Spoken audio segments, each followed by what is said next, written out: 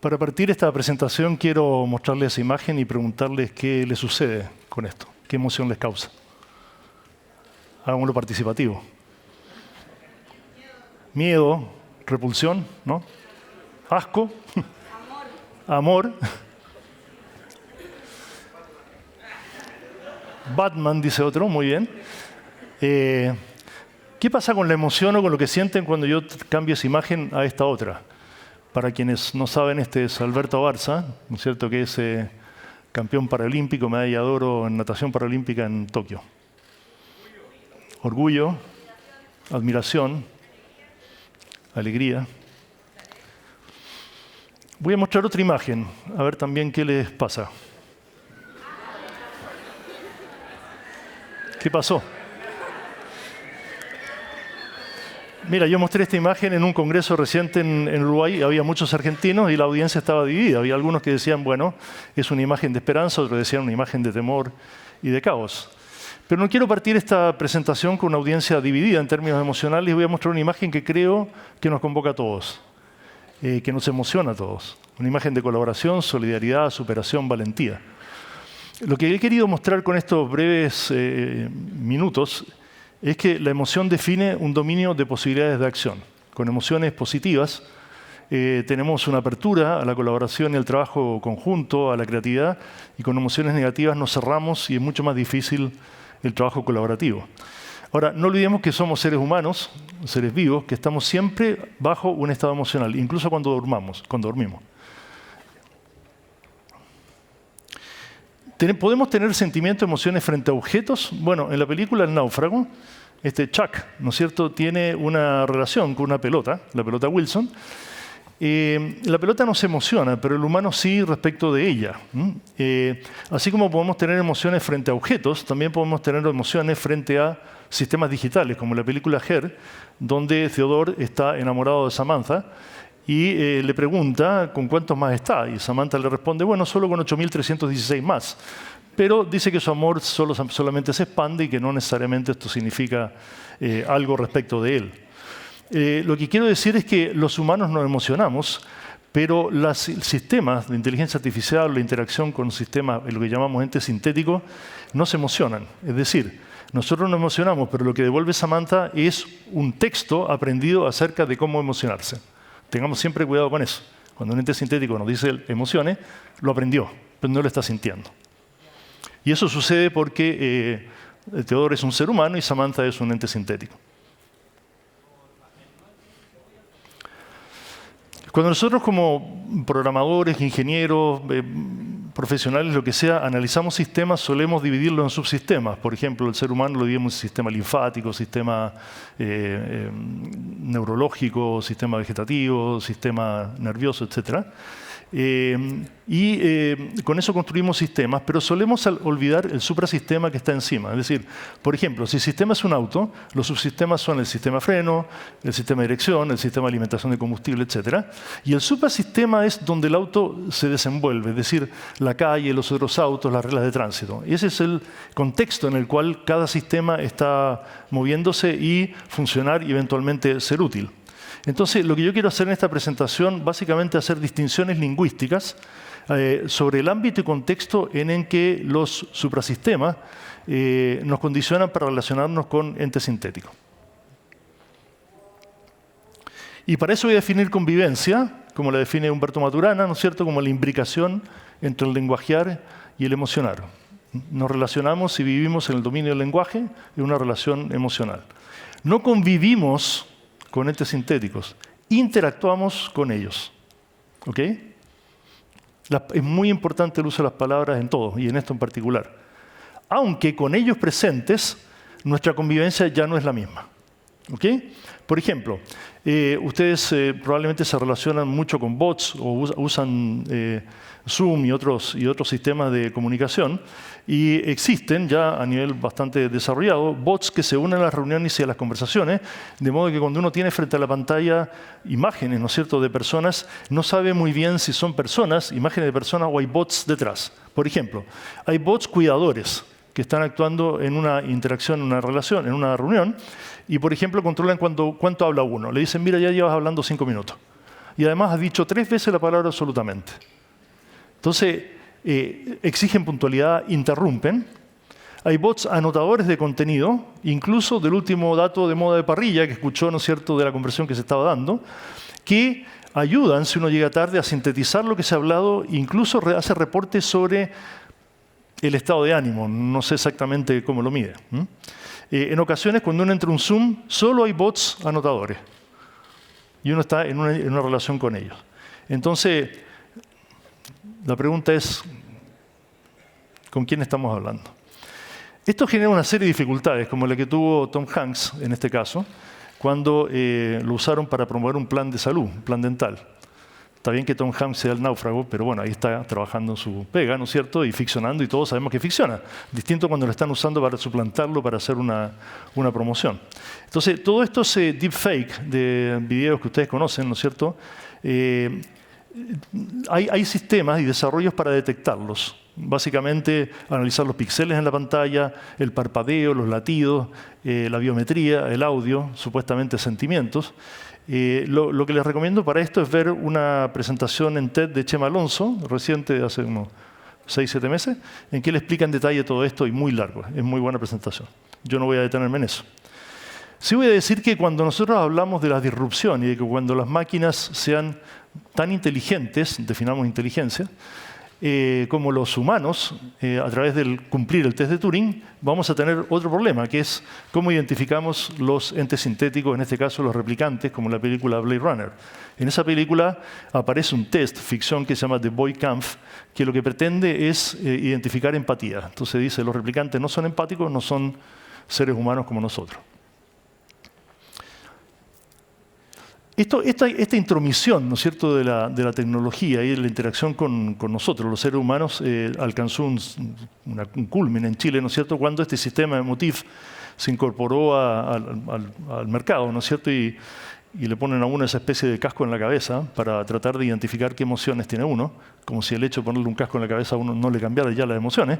Pero supongamos que, como en un reality, uno se olvida de que está con pantallas y actúa naturalmente y se pueden detectar entonces el funcionamiento de los circuitos cerebrales o la información que transcurre eléctrica a través del sistema nervioso y se pueden identificar emociones. Bueno, este sistema fue el que generó toda una polémica en Chile y generó la presentación del ex senador Girardi sobre la ley sobre la existencia de neuroderecho. Y la Corte Suprema lo avaló. Dijo, tenemos neurodatos que son propios y que nadie puede usar sin nuestro consentimiento. Esta discusión sobre la inteligencia artificial, además, abarca el sistema global. Hay intentos de regulación, ¿no es cierto?, de muchas partes, hay una tensión con las empresas tecnológicas, pero debo decir que Chile es el primer país y el único que yo sepa hasta ahora que tiene una ley de neuroderecho y que está siendo ejemplo a nivel mundial.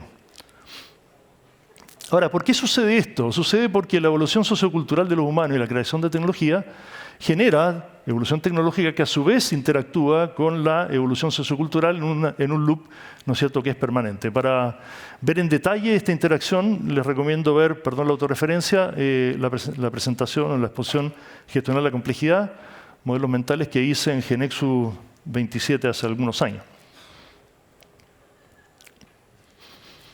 Entonces, el postulado 1 que yo quiero hacer es que la interacción con entes sintéticos habilita dominios emocionales y culturales que son nuevos en nuestra convivencia, para los cuales no estamos preparados y que incluso, en gran medida, no somos conscientes. No hablamos tanto de esto. Congreso Futuro sí lo pone, ¿no es cierto?, en la mesa.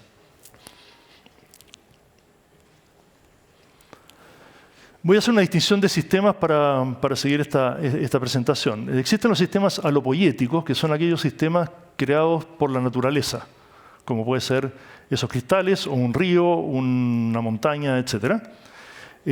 Los sistemas heteropoyéticos, que son aquellos creados por los humanos, por personas. Mis referencias para identificar estos sistemas son Heidegger, Mingers, Maturana y Varela. Y existen los sistemas autopoyéticos, que es una creación de Maturana y Varela, ¿no es cierto?, que son los seres vivos. La distinción que se hace respecto a los sistemas autopoyéticos, que se autoproducen, su único fin es producirse a sí mismos y se autoorganizan. y además son cerrados en el sentido que nada puede intervenir al interior de ellos, solo pueden ser perturbados y ellos generar reacciones a esas perturbaciones para mantener su equilibrio, cosa que no sucede con los aparatos heteropoyéticos ni con los sistemas alopoyéticos. Ahora les pregunto qué es esto en términos de lo que hemos estado hablando. Ustedes dirán, un niño andando en bicicleta. Sí, por supuesto. Pero en términos formales, es un organismo autopoyético interactuando con un aparato heteropoyético, en este caso físico.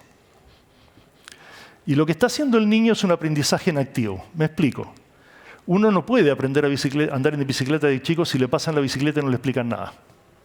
Tampoco puede andar en bicicleta si le dan un manual de instrucciones y le entregan la bicicleta, porque probablemente el niño se va a caer. Se aprende a andar en bicicleta andando en bicicleta. Es decir, es una interacción, ¿no es cierto?, considerando que el sistema es el sistema niño-bicicleta y los subsistemas son la bicicleta y el niño, están interactuando en un contexto en el cual nos están desarrollando y funcionando mutuamente. Es decir, el niño aplica un estímulo, recibe un comportamiento de la bicicleta, lo asimila de una cierta manera, aplica otro estímulo y en este ciclo, en este aprendizaje en activo de hacer haciendo, es que aprende a andar en bicicleta. El sistema autopoyético estimula el sistema heteropoyético y este le responde con un cierto comportamiento. Aquí es el sistema autopoyético el que aprende. La bicicleta no aprende. No tiene esa capacidad. Pero cuando nosotros introducimos sistemas heteropoyéticos de inteligencia artificial, el fenómeno es un poco más complejo. ¿Por qué? Porque el sistema heteropoyético que está frente a nosotros es dinámico, actúa, reacciona en función de los estímulos que nosotros les damos. Cambia también con nosotros. No podría decir cambia sus experiencias, porque creo que las experiencias son humanas, pero sí cambia la forma de funcionamiento a partir de los diferentes estímulos. Aquí el aprendizaje en activo, entonces, ocurre en ambos sentidos. Entonces, lo que estamos haciendo permanentemente con los sistemas de inteligencia artificial es aprendiendo mutuamente uno de otro. Pero no olvidemos que el único sistema que se produce y se organiza a sí mismo es el sistema autopoyético. Los sistemas heteropoyéticos no tienen la capacidad de producirse a sí mismos, ¿no es cierto?, y organizarse a sí mismos. Pueden hacer muchas cosas, pero no pueden salir o nacer de la nada para crearse a sí mismos. Uno de los conceptos que se usa para identificar estos sistemas son los entes sintéticos de inteligencia artificial, que yo prefiero llamar, como ustedes han visto, sistemas heteropoyéticos dinámicos. Me parece mucho más clara esa definición. Primero porque son sistemas y no entes. Inteligentes puede ser cualquier cosa, ¿cierto? Puede ser una persona, puede ser Dios, puede ser cualquier cosa.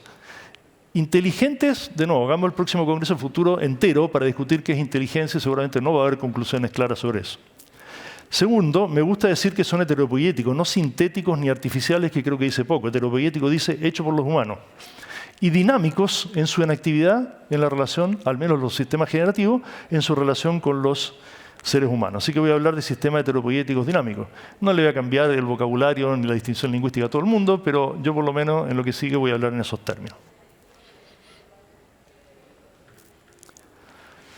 Cuando decimos que el lenguaje crea realidad, ¿qué significa? En una ocasión Humberto Maturana me dijo, Daniel, ¿Dios existe? Y yo le dije, no, yo soy ateo. Ah, me dice, ¿y de quién estamos hablando entonces? Es decir, lo que me quería decir es, cuando los humanos le ponemos nombre a algo, ese algo comienza a ser realidad en nuestro dominio del lenguaje.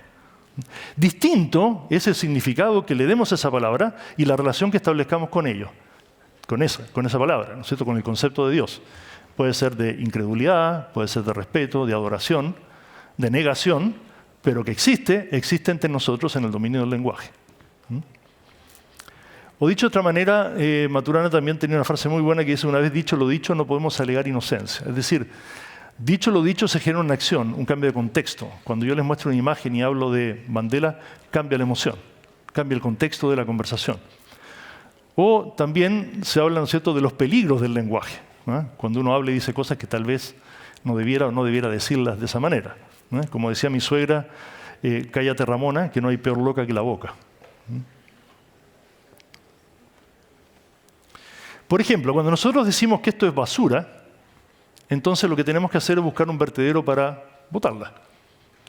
Cuando nosotros decimos que este es un mix entre plástico y materia orgánica, entonces se abre un espacio de posibilidades diferente en nosotros, y entonces empezamos a pensar en reciclaje, en plástico y materia orgánica.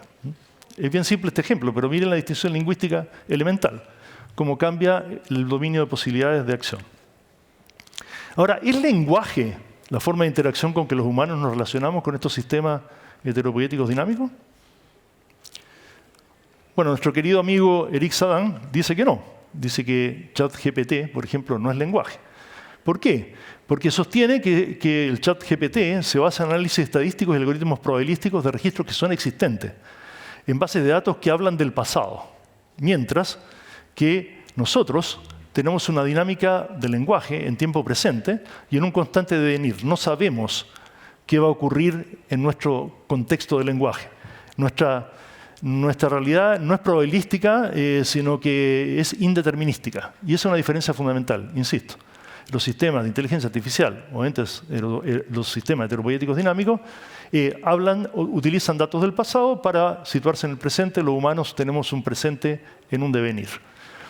Entonces Eric dice, ChatGPT es inerte, industrializado y estandarizado. Y yo digo que es un generador interactivo de textos y no lenguaje. Entendiendo el lenguaje como el dominio en que los humanos nos relacionamos en la emoción, esto no es lenguaje, sino que es un generador interactivo de textos sobre el cual voy a profundizar.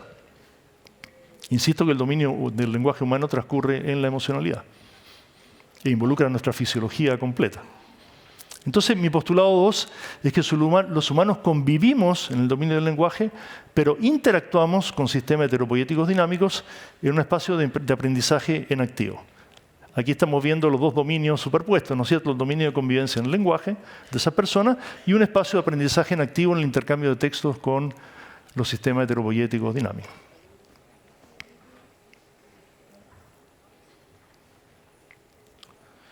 Dan Sullivan dice que tus ojos solo pueden ver y tus oídos oír aquello para lo cual el cerebro está precondicionado. O dicho de otra manera, estamos atrapados por nuestros paradigmas. En esa presentación que yo mencioné en Gestionar la Complejidad, mostré un análisis de la teoría evolutiva cultural, la referencia es Spiral Dynamics, en que se muestran diferentes modelos mentales o formas de entender el mundo a partir de la evolución de la humanidad. En la etapa tribal, en la feudal, en la monárquica. Y hoy día lo que predomina como modelo mental para entender el mundo, lo que predomina, no es que todos lo tengamos habilitado, pero lo que predomina es el sistema logro de la revolución industrial que dice que estamos aquí para progresar, que para eso tenemos que tener una estrategia, aprovechar las oportunidades y ganar en una competencia. ¿Es bueno o malo este modelo? Bueno, ha generado progreso, es cierto.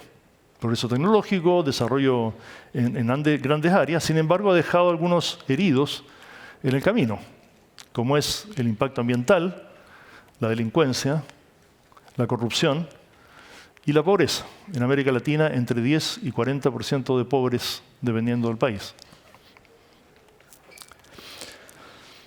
En este libro, La nueva élite, que publicamos en el 2014 con Pablo Reyes, anticipamos que Chile, con este modelo, como modelo predominante, estaba chocando con una realidad y que se iba a producir un conflicto social por allá por el 2020 si no se introducían cambios en la forma de entender el mundo. Y ahí mostramos, ¿no es cierto?, cómo el mindset de colaboración, primero, somos todos personas de la misma especie, nos debemos uno a otro en el amor, en la diversidad.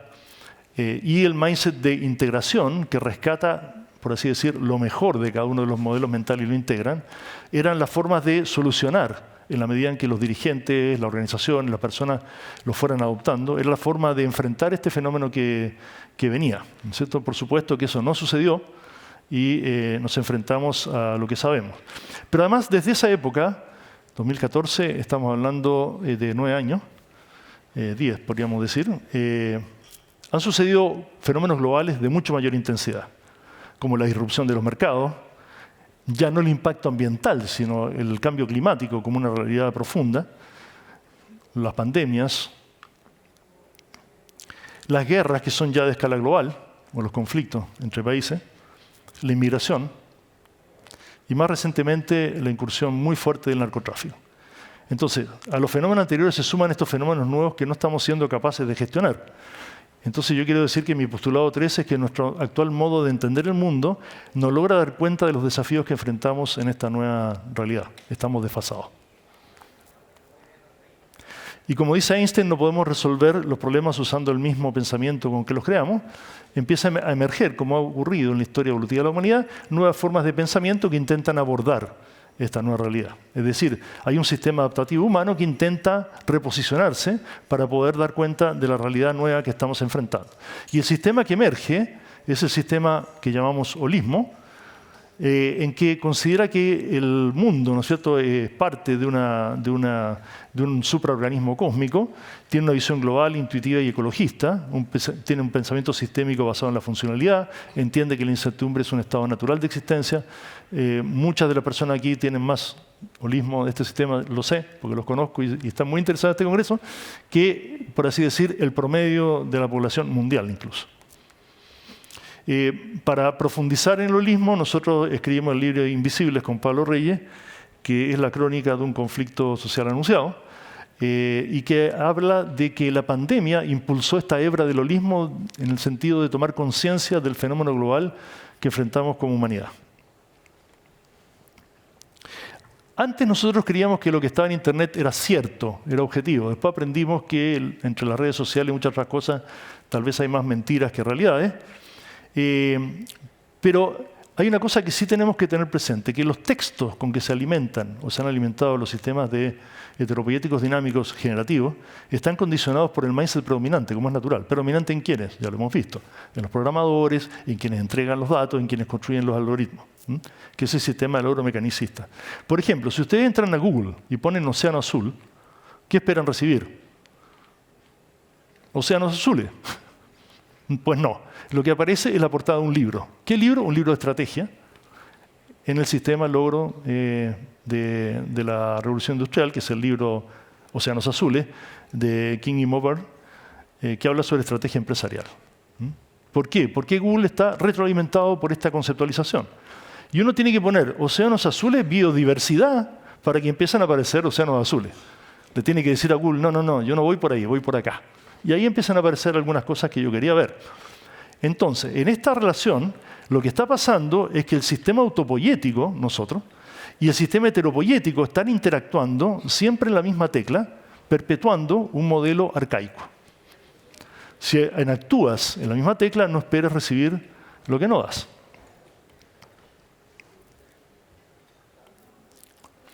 Yo hice el siguiente ejercicio. Tomé palabras propias del sistema logro, basadas en la teoría, en la literatura, etcétera, y en mi experiencia, en la experiencia con mi colega Pablo Reyes, en la aplicación de este modelo en organizaciones.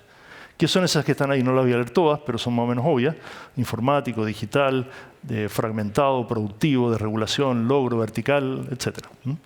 Oportunidad, herramientas. Son todas palabras, ¿no es cierto?, que se usan habitualmente en los sistemas empresariales, de negocio y fundamentalmente en Google y otras aplicaciones. Y entonces introduje esas palabras en ChatGPT 3.5 sin decirle nada, sin decirle quiero esto, quiero lo otro. No, las introduje, no le pedí nada, no le dije lo que quería y lo que me arrojó es una narrativa. ¿Qué narrativa? La narrativa del mundo tal cual es. Es decir, por ejemplo, en el vasto universo de la tecnología las máquinas se erigen como el epicentro del progreso. O cosas como la competencia en este escenario no conoce límites. La capacidad de ganar terreno se mide en la eficacia y velocidad de los algoritmos. O sea, lo que me está devolviendo es una reacción al estímulo que le entregué. Estímulo, insisto, no le pedí nada. Entonces dije, ¿qué pasa si yo introduzco en ChatGPT 3 las palabras que son propias del holismo?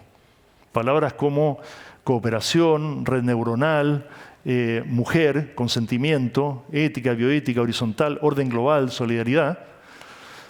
De nuevo, en base a mi experiencia y a la literatura sobre el modelo evolutivo cultural. Y entonces me arroja una narrativa, de nuevo sin pedirle nada, una narrativa completamente distinta, que dice cosas como en el vasto universo nuestro planeta se convierte en el epicentro de un ecosistema complejo. O cosas como la creatividad fluye a través del cuerpo de la sociedad. La solidaridad se convierte en el vínculo que une a todos los seres. Bastante bien, pero tienes que aprender. Tienes que aprender un poquito más, tienes que actuar un poquito más en el holismo para dar una estructura narrativa que sea sólida y representativa. Pero ¿cuál es el problema? Si no le damos holismo, no nos va a dar holismo. A todos nos falta holismo. Y la vanguardia la tenemos que tomar nosotros, no la va a tomar el sistema heteropoiético. Ahora, a los sistemas heteropoiéticos dinámicos no les pasa nada con los textos que reciben y generan. simplemente reaccionan con una interacción de texto. Pero cuando nosotros asimilamos esos textos, por ejemplo, los que acabo de leer, mediante el aprendizaje en activo, con este sistema, los incorporamos al dominio del lenguaje. Y es ahí donde entonces estamos creando nuestra realidad en el lenguaje. Lo que estoy sosteniendo es que los cambios de narrativas, así como dijimos que el lenguaje crea realidad, cambian los contextos en los cuales estamos interactuando. Por lo tanto, no es trivial cómo nosotros alimentamos de datos, de sistemas y de algoritmos estos sistemas heteropoyéticos dinámicos. Y no nos olvidemos que tenemos por un lado la convivencia en el dominio del lenguaje, pero por otro lado estamos interactuando en un aprendizaje en activo con sistemas generativos y que estos dos elementos están cruzados y se relacionan.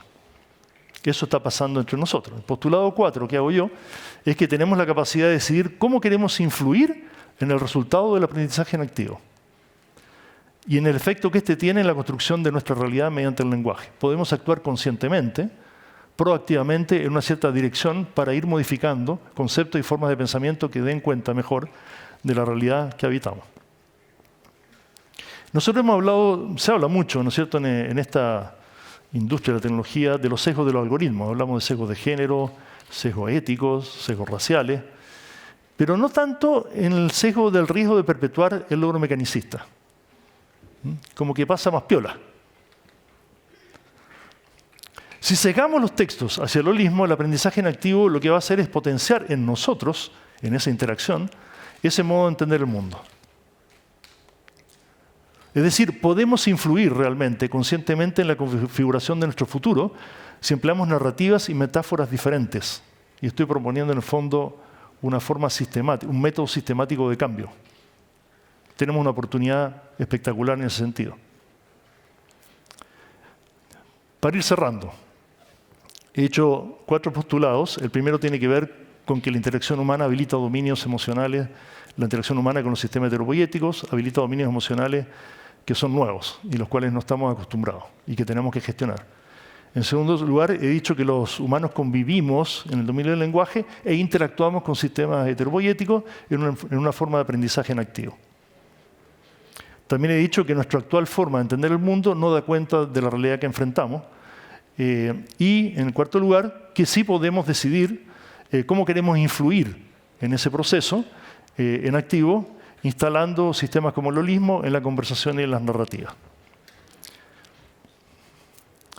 3 salidas finales de mi presentación. Lo primero es que tenemos que aprender a gestionar la emoción en las personas, en las organizaciones, en la convivencia con estos sistemas heteropoyéticos dinámicos. Eso se puede hacer, lo podemos hacer los humanos. Prefiero que lo hagamos los humanos que emotiv, de todas maneras. Pero no hay un aprendizaje en los líderes organizacionales respecto de esto.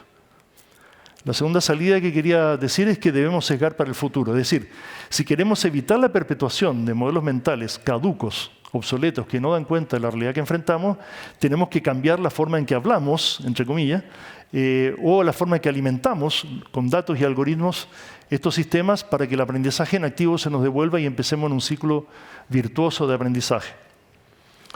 Y en tercer lugar, quiero hacer una advertencia, que es el de la barrera biológica. La creatividad, la emocionalidad y la autoorganización son procesos biológicos autopoyéticos, fisiológicos, exclusivos de los seres autopoyéticos, los seres vivos.